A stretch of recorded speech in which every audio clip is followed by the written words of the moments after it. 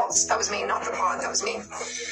So he told me that there was, I believe very strongly there's foul play, 100%, that this was absolute foul play. And so I was like, oh, thank God. So I started researching last night, and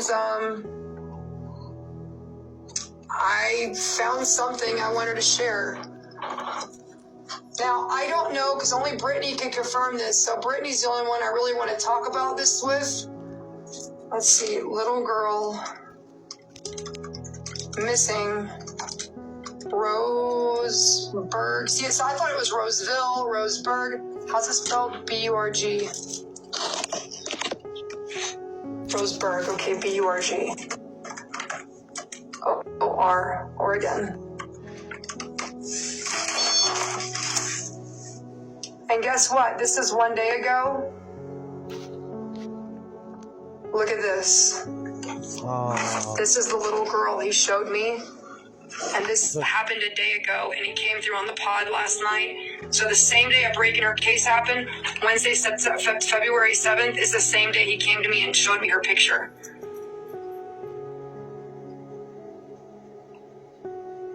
I couldn't believe it. I just looked this up last night at 2 a.m. after I got off after he was on the spirit pod, and he said that the girl he said there's a little blonde-haired girl and she's missing, and wherever she's at, I am with her or near her. And as soon as I put in Roseburg, little girl missing, it says that the break in the case came yesterday, the same day, and he showed me a picture of a little girl. This looks just like me when I was a kid. The teeth are a little different. Maybe my eyes aren't quite as big. That picture is literally me. Oh my God, this is crazy. So I don't know where anything is at.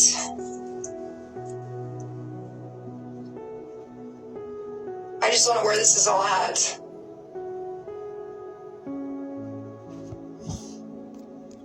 So it's weird because this girl didn't go missing from Oregon. She went missing in Ohio, but the person that did this lives in Oregon, so I don't know. And it's 25 years since 9-year-old Erica Baker went missing from an Ohio park. It remains a somber anniversary for her family.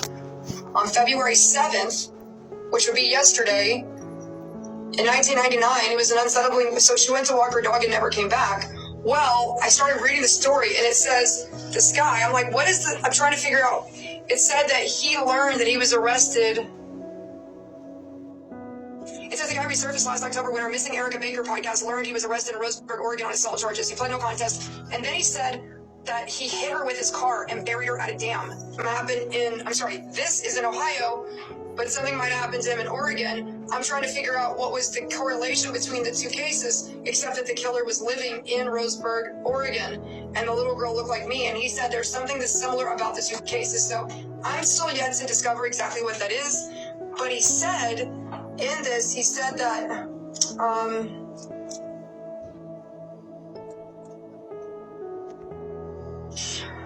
we need a fresh set of eyes on this case because there's a new search at an area near Huffington Dam.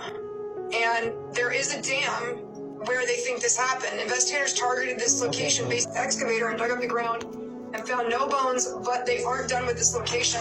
So it says that he basically claims that he hit her with a van and then buried her body by a dam. I actually know that he's lying, and that's not true at all. Yes, there's people that post as me every day.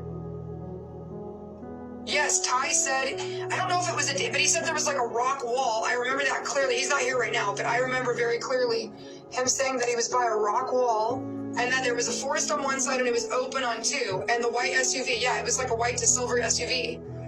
I haven't looked at the Silver Lake or Summer Lake area, but the thing about this is, he told me this last night after the live. The pod went off about me very clearly, and the first night he told me off of Highway 31, which I know when looking at the map, that's not even close to where his car disappeared, because I don't know Oregon. I didn't even know if there was a Highway 31. When he came into the live and I just started muttering out what he told me, I was like, this could be nonsense, but I knew it wasn't because he was coming through so strong, and then he gave 32 validations. So he told me that there's a little girl that's buried near him or that's with him, and their stories are the same. And he showed me a girl that looked just like me, and he said the girl is missing. So I looked up Roseburg, Oregon, and sure enough, even though this girl disappeared in Ohio, she looks just like me, and the man that murdered her was from Roseburg, Oregon. So there has to be a connection, because there's no way I would just randomly, out of billions of bits of information, come up with that. I think that's pretty clear evidence that there's something important. You guys can all read this. It says Roseburg, Oregon, right there. And it says, what's crazy is she disappeared February 7th. This file came out February 7th. So literally on the same day. How is that even possible? She disappeared February 7th, 1999. And this article was written February 7th, 2024. And he came on the Spirit Pod on February 7th. So all three of them have the same date. I don't know how that's possible. She disappeared on February 7th. He came and told me about the case on February 7th, and they posted this article for me to find on February 7th. So I think Ty knew that this had been posted that day. What are the odds of that? That the same day that Ty comes to me is the same day the girl disappears, and is also the same day that the article was published, and that this actual man was from Roseburg, freaking Oregon, where he disappeared. I've got the chills too. They're standing up like half an inch.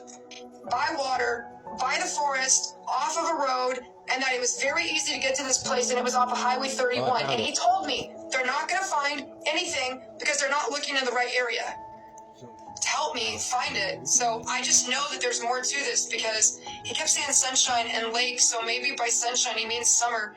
I mean, my name is Sunshine. I think he was trying to draw me into the case. I never felt like, when I got my hand on the map, I never felt energy around Sunshine Lake. I never did. Okay, I didn't, but I think that he was trying to make, because I do, you gotta realize, I do hundreds of thousands of readings, you guys. I do a lot. Like, if you understood how many my caseload is, I've done over 150,000 sessions. I've read for the Green River Killer, Columbine, Sandy Hook. I've read for Brooks and Dunn. I've read for, obviously, families of gun violence. I read for people that lost children to cancer from St. Jude's. So I do a lot of readings. So I think I would have easily kind of skimmed over and been like, no, I just don't know, best of luck. He didn't. He gave me things that refused to let me go. And I've literally thought about this case since the day he showed up in my studio. No, the little girl's never been found.